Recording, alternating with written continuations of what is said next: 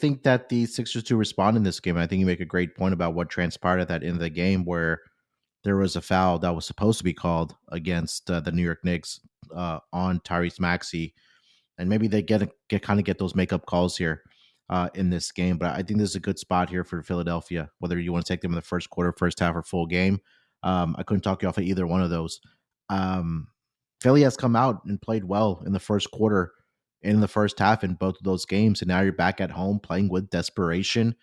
Uh, I think that Philly comes out here and plays their best basketball here, and they have to, right? Because again, you don't want to go down 3-0, but at that point, it's going to be really impossible for you to come back in this series. But I think the advantage in this spot here, and I'm going to go ahead and give out my best bet here, Sleepy. That's going to be the first quarter for this Philadelphia 76ers team, minus the 1.5 as my best bet. You know, a team that's going to be coming out here with desperation.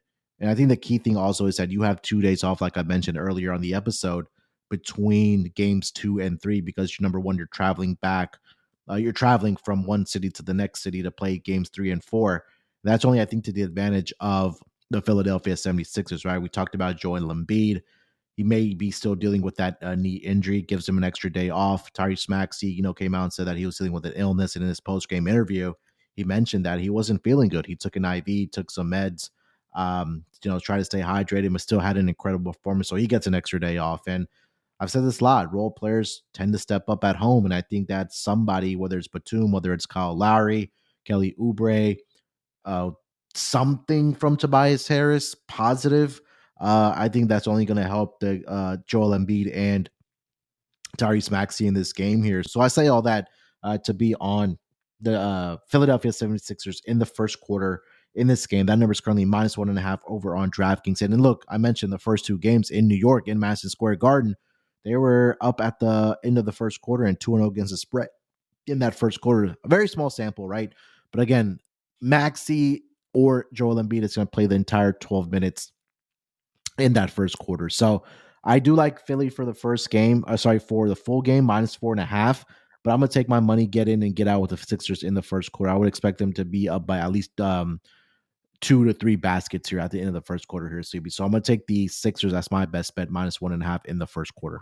I love that one. Like we were talking about, going back home team showing up. You got the crowd support.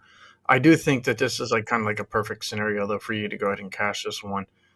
You got to consider those fouls that were called. Philly's going to go ahead and get some free throws in the first quarter, and I think the guys that were ice cold, whether it be Oubre, maybe Lowry, maybe Tobias Harris, they're going to get their best looks in the first quarter, the shots that they know that they can go out there and make, just to get those guys feeling good. So I think that they're going to run some scripted plays, that are going to get everybody involved, and they're going to get the best effort and probably the best shot performance out of these guys to go ahead and start out this game, just to get the crowd riled up and make themselves, feel pretty good in this one. So I love this best bet.